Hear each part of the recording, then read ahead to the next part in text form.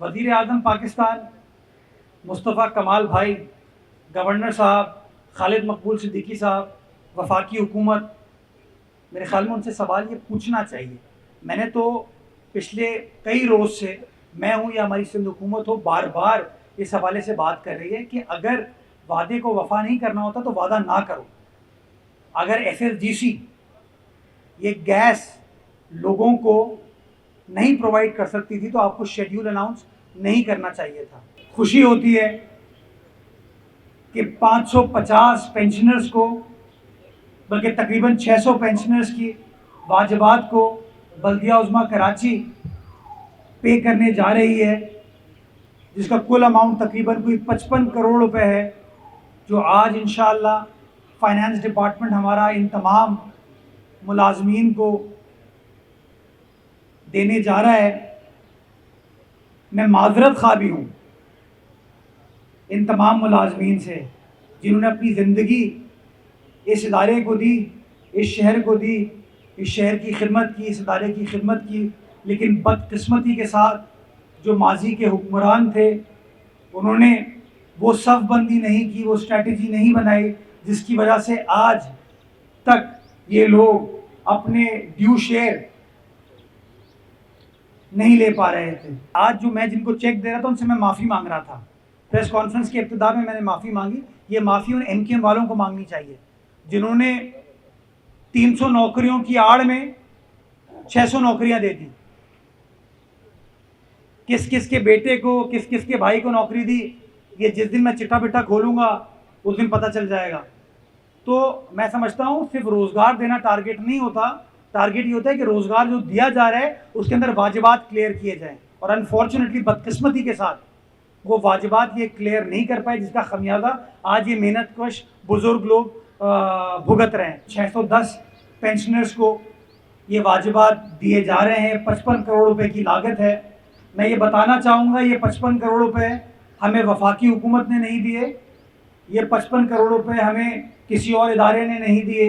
ये 55 करोड़ रुपए जो आज KMC इन मुलाजमीन को देने जा रही है, ये हमने अपने वसाइल को, जो हमारे पास पैसे मौजूद थे, उनको समझदारी के साथ, अक्ल व दानिश के साथ, शऊर के साथ इन्वेस्ट किया, और जो प्रॉफिट आया उस प्रॉफिट के ज़रिए आज ये 55 करोड़ रुपए आप लोगों को मिलने जा रहे हैं। मार्च 2018 तक पहुंच गए।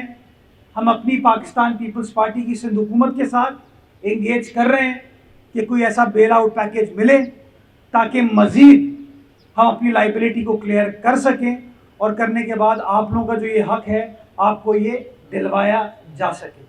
आपकी दुकानों से जो आमदनी आती थी, जो साल की सिर्फ 8 करोड़ रुपए थी, 9,500 दुकानें हैं, जो शहर का असासा है, आपका असासा है, मेरा असासा है, उस पर लोग बैठे हुए थे।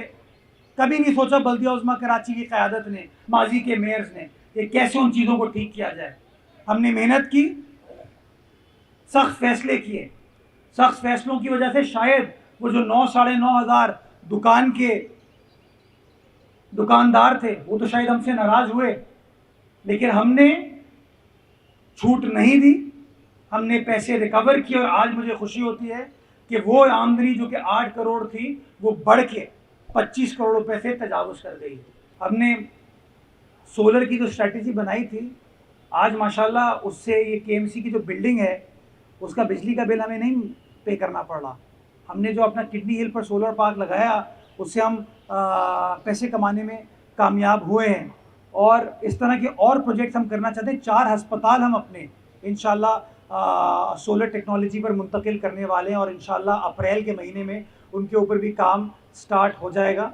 चाहे हमारी दुकानें हो, चाहे हमारा लैंड डिपार्टमेंट हो, बहुत सारी लीजें थी जो एक्सपायर हो गई थी, रिकवरी नहीं हो पाती थी। हमने लैंड डिपार्टमेंट के साथ कोशिश की कि वो रिकवरी हो, वो रिकवरी माशाल्लाह होना शुरू हो गई है। इंशाल्लाह रमज़ान मुबारक के फ़ौरन बाद 3 अहम शाहराएँ कराची की जो है उनको सोलर लाइट्स पर मुंतकिल करने जा रहे हैं।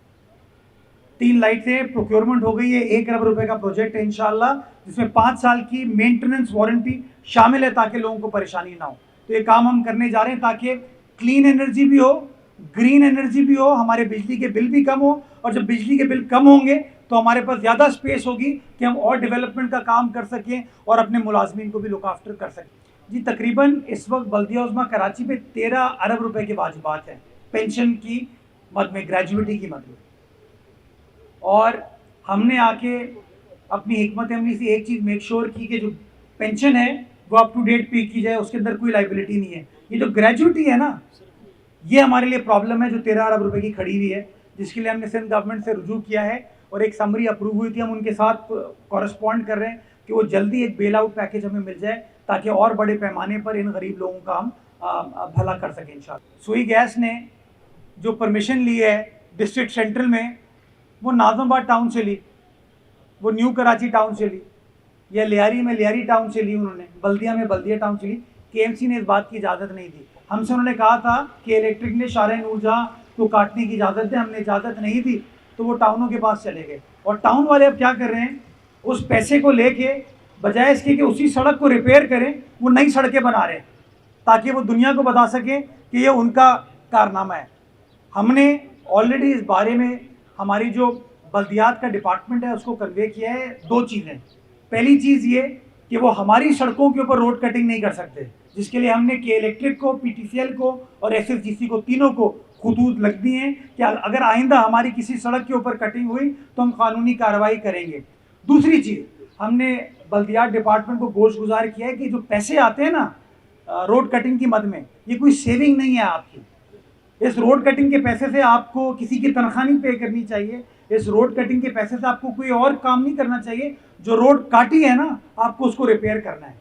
और ये आपको सवाल उन टाउन चेयरमैनों से पूछना चाहिए जो आपको कहते हैं कि हमने फलां सड़क बना दी, उनसे पूछें कि वो सड़क जो बना रहे हैं वो रोड कटिंग के पैसों से क्यों बना रहे हैं।